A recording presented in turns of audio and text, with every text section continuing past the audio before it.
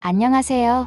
여러분, 다시 찾아주셔서 정말 감사드립니다. 오늘은 한국의 전쟁법과 그 속에 숨겨진 이야기를 나누려 합니다. 여러분이 알지 못했던 강렬한 전투의 순간들과 그 속에 담긴 깊은 역사적 의미, 함께 알아볼까요? 한국의 전쟁법은 단순히 싸움의 기술을 넘어 생존의 필수적 도구였습니다. 적은 인구로 거대한 적들을 상대로 해야 했기 때문에 그들은 항상 숫자 싸움에서 이기기 위한 독특한 전략을 개발해왔습니다. 예를 들어 고구려의 살수대첩은 역사의 길이 남을 전투였죠. 120만 명에 달하는 수나라 대군을 상대로 고구려의 을지문덕 장군은 어떻게 승리했을까요? 당시 을지문덕은 지형과 물을 이용한 전술로 적군을 지치게 했습니다. 수나라 군대가 이미 지쳐 퇴각하려는 순간 을지문덕은 그들의 퇴로를 끊고 수공을 이용해 그들을 몰살시켰습니다. 수나라군은 엄청난 피해를 입고 패퇴했고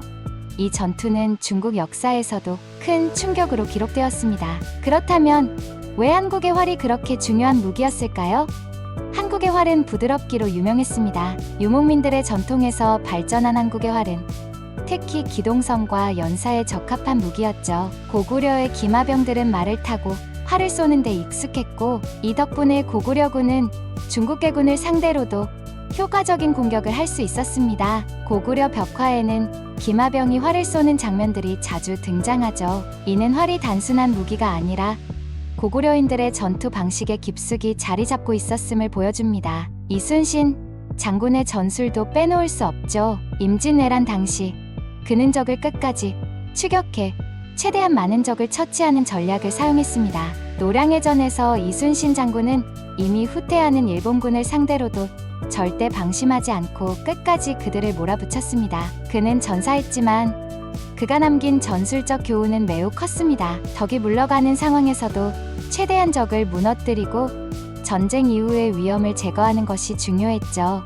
이 모든 것이 한국의 독특한 전쟁 방식과 깊은 관련이 있습니다. 숫자 싸움에서 승리해야 했던 한국인들은 언제나 적은 병력으로 최대의 피해를 주는 방법을 찾았고 이를 통해 생존을 이어갔습니다. 한국의 산성도 그러한 전쟁 방식의 중요한 부분이었죠. 산성은 단순히 방어를 위한 구조물이 아니었습니다. 적을 최대한 지치게 하고 그들이 물러가는 순간을 기다리는 중요한 전략적 요소였습니다. 병자호란 때 남한산성에서 조선 왕실이 장기전을 버틴 것도 이와 같은 맥락에서 이해할 수 있습니다. 그러나 한국인의 전쟁 방식은 단순한 방어에 그치지 않았습니다. 적이 물러갈 때까지 기다린 후 그들이 퇴각하는 순간을 놓치지 않고 끝까지 추격하는 철저한 공격 전략이 있었습니다. 귀주대첩에서 거란군이 이미 후퇴하고 있었음에도 불구하고 강감찬 장군은 그들을 완전히 섬멸할 때까지 추격했죠.